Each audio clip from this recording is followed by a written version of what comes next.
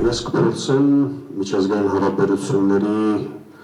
դասական տեսություններից և քաղաքագիտական տեսություններից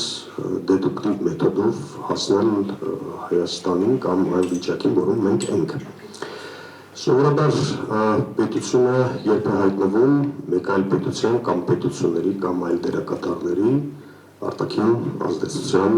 ներքո։ Նեոռեալիզմի միջազգային հարաբերությունների ամենակարևոր տեսության տեսանկյունից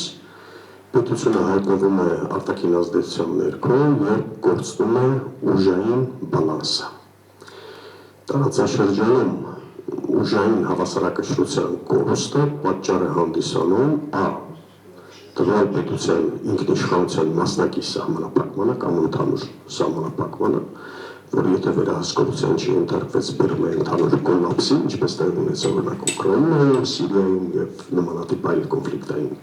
երկրներում, սա առաջինը, երկրորդ էլիտաների շրջանում տվյալ պետության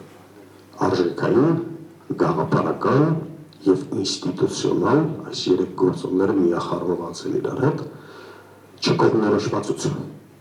Հիմա հետպատերազմյան Հայաստանի վերադառնալու 2020 թվականից հետո Հայաստանը հայտնվեց հենց այս կռախի մեջ, երբ էլիտաները չունեն հստակ արժեքային կողմնորոշում, գոյություն ունի ազգային դիմագծի աղավաղում, որով քեզ աշխարհը կկարողանա ճանաչել և ըստ այդմ բանակցային օրակարգը մշակել։ Եվ երրորդը դու ընդհանրապես դեպի ուր ես գնում, ես դեռ չեմ խոսում արտաքին քաղաքական օրիենտացիաների մասին, որտեղ ժամանակակից միջազգային հարաբերություններում դաշնակցային հարաբերությունների ֆորմատը անընդհատ փոխվում է։ Եթե նախկինում հնարավոր էր հնգամյակը տրվածքով դիցուք սահմանել, որ մեր մոտակա ռազմավարական դաշնակիցը ով պետք է լինի, հիմա ամենայն դեպս 22 թվականի փետրվարի 24-ից հետո միջազգային հարաբերություններում տրամաբանություն փոխվեց։ Այդ իսկ պատճառով պետությունները գնում են ավելի շատ գործակցային դաշնակցային հարաբերությունների, քան երկարատև շահերի սպասարկման։ Հիմա Հայաստանը կորցրեց դաշնակցային քարտեզը առհասարակ, երբեմնի գոյություն ունեցող, ազգային ինքնության բաղադրիչներից կարևորագույնը Արցախի վերաբերյալ նարատիվից սկսած մինչև պրոցեդուրալ մակարդակ, գործընթացային մակարդակ գոյություն չունի Արցախը, արտաքին քաղաքականության մեջ, որը նաև քո դիվանագիտության հաղթաթղթերից մեկն էր բանակցությունների, որովհետև Հայաստանը որպես այդպիսին հետաքրքիր էր աշխարհին արցախյան հակամարտության առկայությամբ։ Հիմա արցախյան հակամարտություն չկա, դու դարձնում ես քո պետության ինքնիշխան տարածքի մի կարևոր հատվածը Սյունիքը սակարկությունների առարկա, այսինքն դու կոնֆլիկտը տեղափոխել ես նույն ինքնության պետության ինքնիշխանության տիրույթ կամ տարածք։ Հայաստանը 2020 թվականից հետո թե զինված ուժերի մակարդակով, թե դիվանագիտության մակարդակով, թե աշխարհին հուսալի, կանխատեսելի և վստահելի գործընկերոջ համբավ ձեռք բերելու փոխարեն այդ ամբողջը փոխարինեց անվստահելի, անկանխատեսելի գործընկերոջ դիրքով, բնական է, որ մենք պիտի հայտնվենք այս վիճակում և գլխավոր հարցը այստեղ է առաջանում. ովքեր կարող են միջամտություն ունենալ տվյալ պետության ինքնիշխան որոշումների կայացման վրա։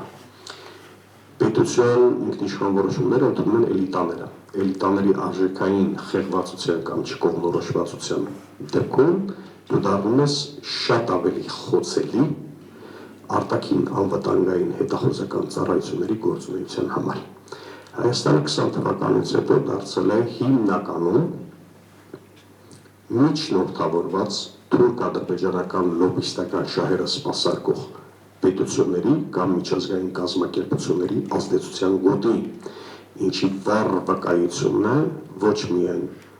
տնտեսական որոշակի տրանսֆորմացիաների կամ սոցիալ-տնտեսական գործընթացների, որոնք Հայաստանի օրակարգում են,